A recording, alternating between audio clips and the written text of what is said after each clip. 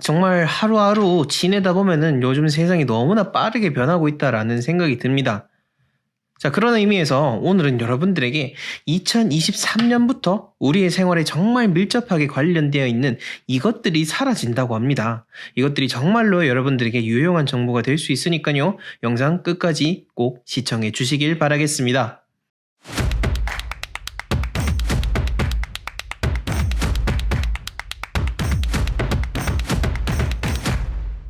네, 부자들이 모여 사는 멋진 공간에 오신 것을 환영합니다. 저는 풍수 큐레이터 멋지동입니다. 오늘은 여러분들에게 2023년에 사라지게 될 여러분들이 더 이상 찾아볼 수 없게 되는 그것들에 대해서 안내를 해드리려고 합니다. 여러 가지 풍수라든지 운에 대한 의미와 더불어서 오늘은 조금 더 실질적이고 현실적이지만은 그래도 그 안에서 또 담겨 있는 의미가 있다 보니 여러분들에게 안내를 해드리는 것이니까요. 끝까지 보신 만큼 여러분들의 삶이 더욱더 나아지게 될 것입니다.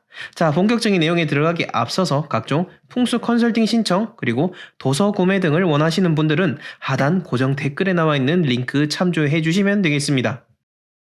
네, 2023년부터 한국에서 영원히 사라지는 이것, 그 첫 번째는 바로 유통기한입니다. 아니, 유통기한이 사라진다고? 유통기한이 사라지면 우리가 어떻게 음식의 그 날짜를 알 수가 있을까라고 생각을 하시겠지만은 유통기한이 사라진다고 해서 이제 모든 그런 음식에 대한 날짜가 사라지는 게 아니고요. 유통기한이 아니라 이제 섭취기한으로 바뀌어서 제품의 표기가 된다라고 합니다. 유통기한 자체가 사라지게 되는 이유 자체가 뭐냐면은 왜 우리가 우유를 사놓고 냉장고에 딱 놔두면은 예를 들어서 유통기한이 11월 10일까지인데 10일 이후에도 이제 안 뜯고 놔두면은 그것도 먹어도 괜찮아라고 해서 계속 먹게 되는 경우가 있습니다. 그리고 실제로도 먹어도 괜찮고요. 그래도 되는 이유 자체가 이 유통기한이라는 것은 실질적으로 음식이 상하는 그 기간을 의미하는 게 아니라 유통이 가능한 기간, 그래서 유통기한이라고 하는 겁니다. 그렇다 보니까 우리가 유통기한이 지나버린 음식들이 편의점이라든지 이런 게 쌓여버리면은 폐기라고 하죠. 버려야 되는 음식이나 팔 수가 없는 그런 것들이 되고 편의점뿐만 아니라 여러 많은 곳에서 날짜가 지남으로 해서 그러니까 유통기한이 지남으로 인해서 막대한 양의 음식물 쓰레기가 나타나게 되면서 이것을 조금이나마 그 자원을 낭비하는 측면을 해소하고자 섭취기한으로 바뀐다라고 합니다. 물론 또 반대로 섭취기한으로 바뀌게 됨으로 인해 가지고 유통기한과 섭취기한 사이에 있는 그 과도기에 있는 음식들 같은 경우에는 일부 변질될 우려가 있고 특히나 우리나라 같은 경우에는 여러모로 따뜻한 날씨에 기후의 나라이기 때문에 음식이 더 변질되기가 쉽기 때문에 그러한 우려되는 측면도 있다라고 합니다. 어찌됐건 간에 내년에 유통기한이 사라진다고 해서 절대 당황하지 마시고 우리가 어찌됐건 음식 자체를 버리지 않고 그냥 제때제때 소량씩 사가지고 바로바로 먹는 그런 습관을 들이는 것이 나를 위해서 이 세상을 위해서 정말로 중요하다는 것을 여러분들에게 이야기 드리고 싶습니다. 자, 그 다음 두 번째로 사라지는 것은 바로 이 체크무늬 교복입니다. 그냥 체크무늬 교복이 아니고요. 우리가 생각하는 머릿속에 떠오르는 그 버버리 아시죠? 명품 브랜드 버버리의 그 체크 무늬가 들어가 있는 교복들은 2023년부터는 입을 수가 없다라고 합니다. 왜냐면은 이 버버리에 있는 그 고유한 세 줄로 되어 있는 그 체크 무늬 자체는 버버리가 가지고 있는 쉽게 말해서 고유의 저작권에 포함이 되는 것인데 그것이 한국에서도 이제 교복을 통해서 이렇게 유통이 되고 있으니 버버리 측에서 이와 관련돼서 소를 제기했고요. 실질적으로 법원도 이 버버리 측에 손을 들어줘서 앞으로는 이 버버리의 체크 무늬를 사용하지 말라. 그래서 2023년부터는 학생들은 이 체크 무늬 교복을 입지 말라라고 판결이 났다라고 합니다. 그러면은 지금 당장 입고 있는 그 애들은 어떡하란 말이지? 23년에 고1이 되는 애들은 그때부터 입으면 모르겠지만은 기존에 그 교복을 입고 있는 고3, 고2 같은 경우에는 그런 애들 같은 경우에는 버버리 측에서도 이 학교가 악의적으로 저작권을 침해한 것은 아니기 때문에 그러한 고유의 어떤 것을 통해서 그것을 금전적인 이득을 얻으려고 한 것은 아니기 때문에 그 점은 충분히 이해를 하고 있고, 다만 2023년부터 이제 새롭게 들어오는 신입생들 같은 경우에는 새로운 교복을 입어야 된다라고 이야기를 했습니다. 그리고 이 체크 무늬 교복에 해당되는 학교가 무려 한 200개 정도의 학교가 해당이 된다고 하니까요. 해당되는 학교 같은 경우에는 아마 두 가지 교복이 같이 공존하는 그러한 시기를 지내야 되지 않을까라는 생각이 듭니다. 어찌됐건 간에 이렇게 버버리를 통해서 우리가 이 체크 무늬 교복을 입는 학생들은 볼 수가 앞으로 없게 된다라는 것을 알 수가 있게 된 거죠.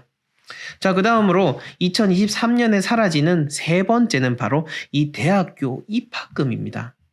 대학교 딱 들어가면은 처음에 여러 가지 등록금뿐만 아니라 입학금이라는 명목을 통해 가지고 또다시 돈이 붙어서 등록금이 책정이 되는 것을 우리가 볼 수가 있는데요.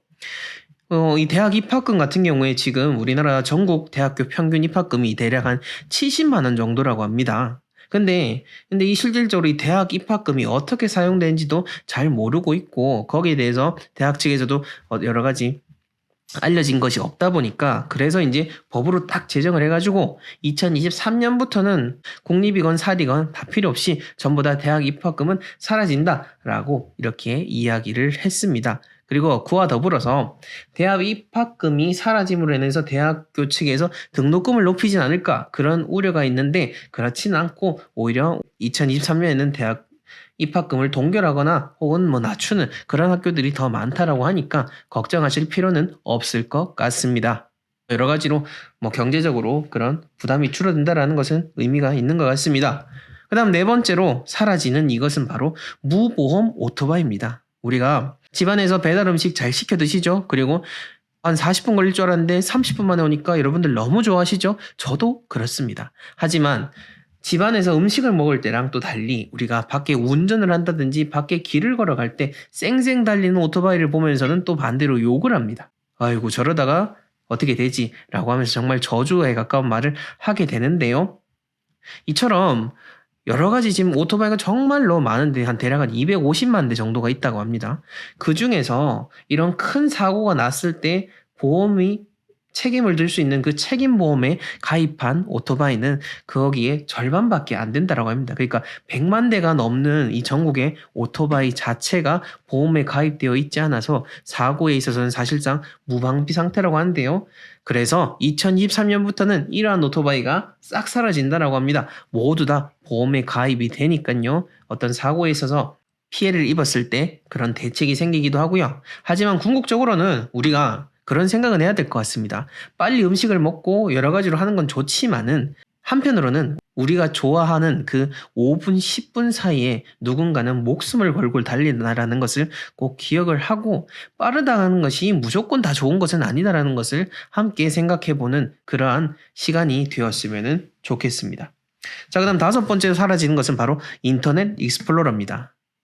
여러분, 인터넷 익스플로러하고 참 친근하시죠? 근데 이제 2023년부터는 인터넷 익스플로러 자체가 여러 가지 보안적인 취약점도 있고 여러 가지 문제로 인해서 이제는 완벽하게 사라진다라고 합니다. 사실 몇 년 전부터 점차적으로 줄여 나오긴 했는데, 문제는 이제 정부와 관련된 이 공공기관에서 여전히 인터넷 익스플로러를 사용하고 있고 이와 관련된 어떤 대책 자체가 잘 없었다라고 합니다. 어찌됐건 간에 익스플로러 자체는 23년부터 사라지다 보니까 이제 알아서 새로 대책을 마련해야 되겠죠. 인터넷과 함께 한 시대를 살았던 사람으로서 이렇게 익스플로러, 이 친근했던 무언가가 사라진다라고 하니 마치 친했던 친구가 사라지는 기분이긴 합니다만은 어찌됐건 알아두시면 좋을 것 같습니다. 자, 그 다음으로 사라지는 것 바로 고상버스입니다. 고상버스라고 하니까 여러분들 좀 생소하실 건데요. 우리가 흔히 아는 그냥 옛날부터 타던 그런 버스라고 생각을 하시면 됩니다.